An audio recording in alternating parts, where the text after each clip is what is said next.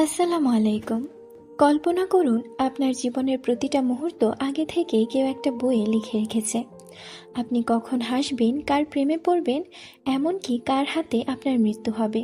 Chancellor শু এর বড় মেয়ে শু ইউচির জীবনটাও ঠিক তেমনই ছিল। কিন্তু যখন সে রহস্যময় বুক অফ ফেট বইটি হাতে পায়, তখন সে স্তম্ভিত হয়ে দেখে যে সে আসলে কোনো রক্ত মাংসের মানুষ নয়, বরং এক কাল্পনিক গল্পের ভিলেন। বইয়ের প্রতিটি পাতায় লেখা আছে তার ধ্বংসের চিত্র আর তার সৎ বোন লুয়ের রানীর মতো উত্থান। কিন্তু বাস্তবে ইউচিন কি আসলেই ভিলেন, নাকি রাজনীতি আর হিংসার ফাঁদে পড়ে যাওয়া সাধারণ মেয়ে? আমাদের এবারের হিস্টোরিক্যাল চাইনিজ ড্রামার গল্প এমনই। তাহলে চলুন আর দেরি না করে শুরু করা যাক। শুরুতে আমরা চ্যান্সেলর শু এর দুই মেয়েকে দেখি, যার একজন ছিল চ্যান্সেলরের উপপত্নীর মেয়ে শু লুলু, আরেকজন ছিল চ্যান্সেলরের স্ত্রী লেডি ডু রুমেইয়ের মেয়ে শু ইউনচি।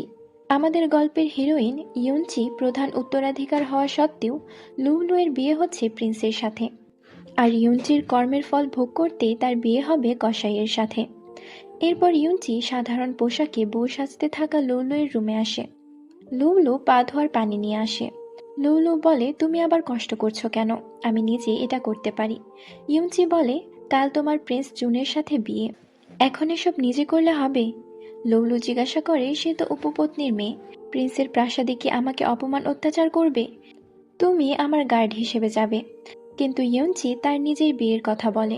কসাইয়ের সাথে বাবা বিয়ে ঠিক করেছে।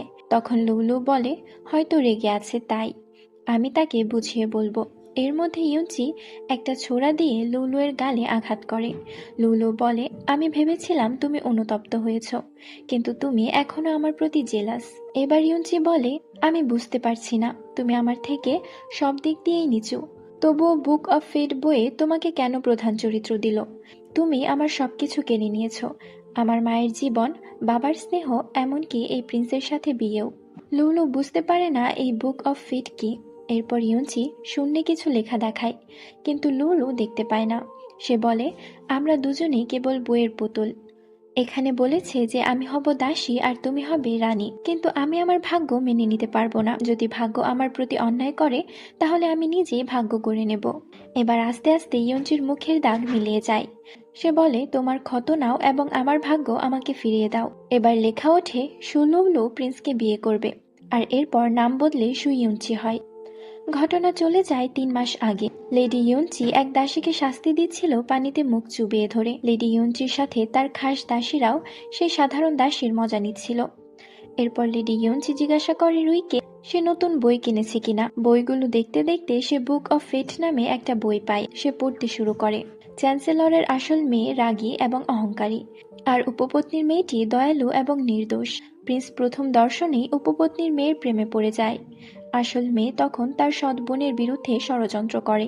আরও লেখা ছিল, তীরের আঘাতে উঁচুতে বসে থাকা পাখিটি পড়ে গেল।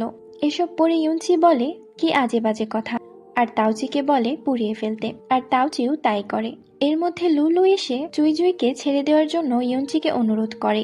ইউনচি বলে, তোমার জীবনও আমার কাছে মূল্যহীন। তোমার মাকে আমার বাবা উপকার করেছিল, আর সে আমার বাবাকে সিরিয়াস করে তোমার জন্ম দিল। তুমি আমাকে বোন ডাকবে না, আর যদি ওকে বাঁচাতে চাও তাহলে তুমি ওর জায়গায় যাও। এবার গার্ডদের বলে লুলুকে পানিতে চোবাতে।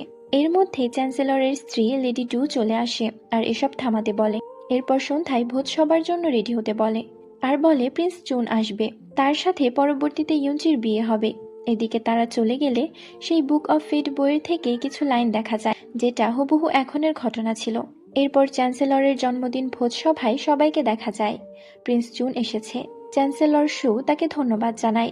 এরপর সম্রাজ্ঞীর থেকে ভবিষ্যৎ প্রিন্সের স্ত্রীর জন্য একটা ব্রেসলেট উপহার আসে। সেটা চ্যান্সেলর শু ইয়ঞ্চিকে ডেকে হাতে দেয়।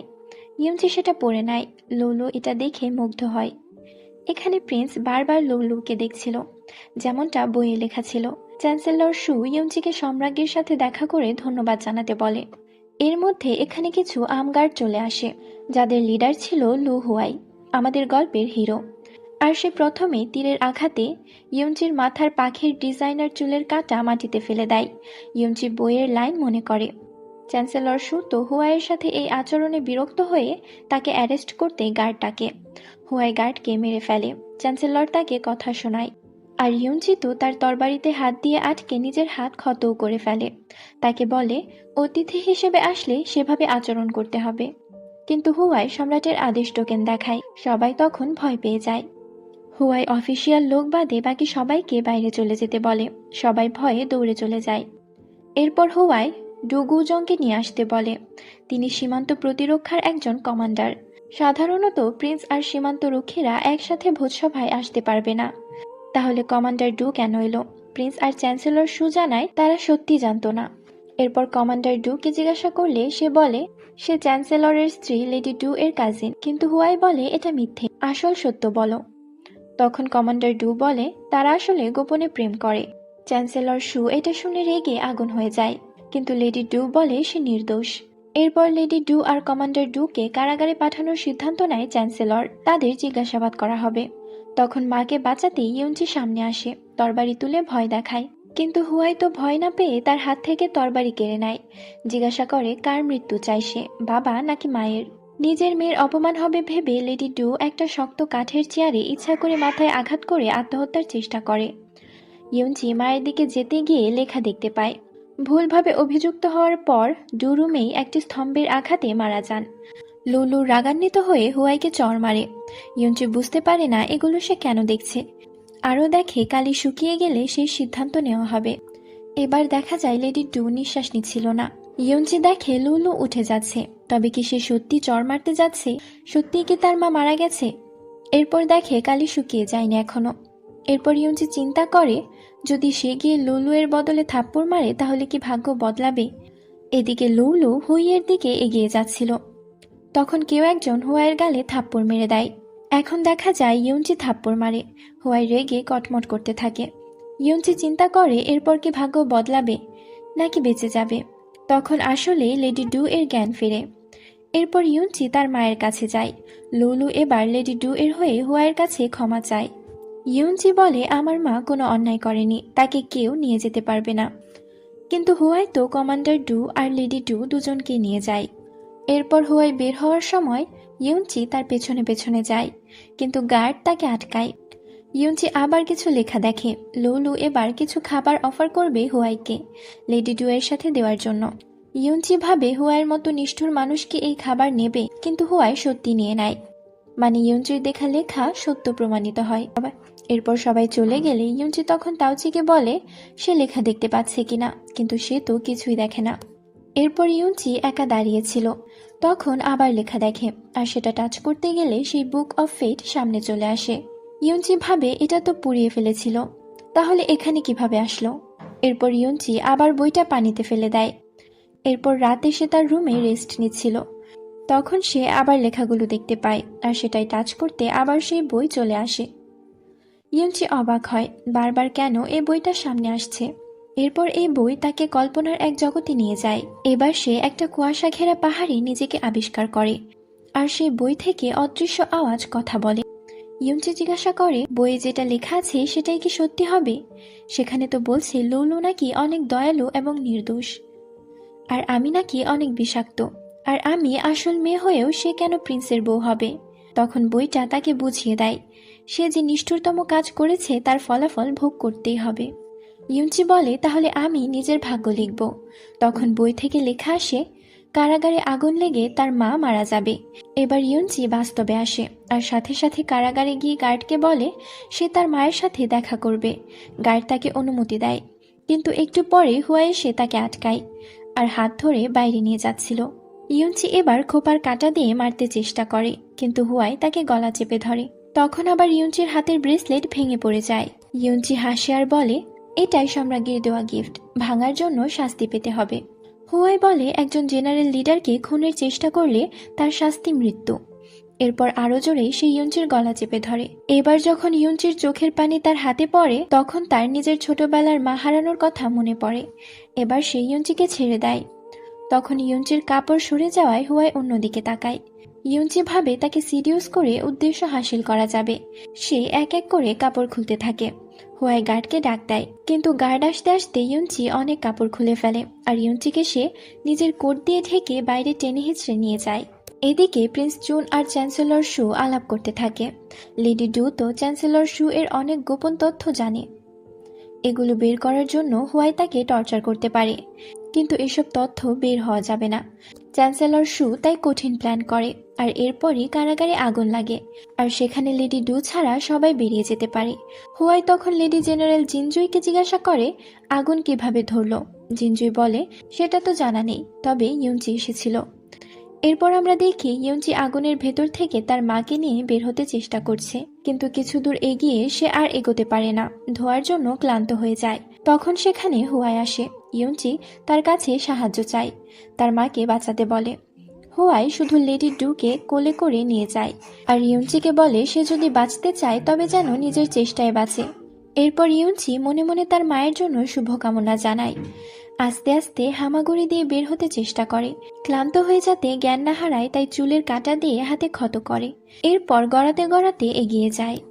এদিকে লেডি ডু এর জ্ঞান ফিরলে হুয়াই তাকে বলে চ্যান্সেলর শু কারাগারে আগুন লাগিয়ে দিতে বলেছে, আর লেডি ডুকে বাঁচাতে গিয়ে ইউনচি মরণাপন্ন। লেডি ডু অবাক হয় যে তার স্বামী এত জঘন্য। এদিকে জিনজুই ইউনচিকে উদ্ধার করে। এখানে ফ্ল্যাশব্যাকে দেখানো হয় জিনজুই বলছিল লেডি ডুকে বাঁচালেন, কিন্তু লেডি ইউনচিকে কেন রেখে আসলেন। হুয়াই বলে লেডি ডু যখন এসব জানবে সে আরও তার স্বামীকে ঘৃণা করবে আর গোপন তথ্য বলতে রাজি হবে। কমান্ডার যোদ্ধা হতে গেলে নিষ্ঠুর হতে হয়। এদিকে লেডি ডুকে হুয়াই রাজি করিয়েই ফেলেছিল, আর সেসব বলতেই যাবে, কিন্তু তখনই হুয়াই বুঝতে পারে তাদের এই আস্তানায় কেউ আক্রমণ করতে এসেছে। আমরাও দেখতে পাই ঘরের চালের ওপর অনেক অস্ত্রধারী। অন্যদিকে ইউনচির জ্ঞান ফেরার পরে তার মায়ের খোঁজ করে। তখন জিনজুই বাইরের আওয়াজ টের পায়, আর এখন হুয়াই আর জিনজুই বের হয়ে সেই সেনাদের সাথে যুদ্ধ করে। ইউনচি এসব দেখে সেই বইয়ের কথা মনে করে, আর তখনই সেই বই আবার সামনে আসে।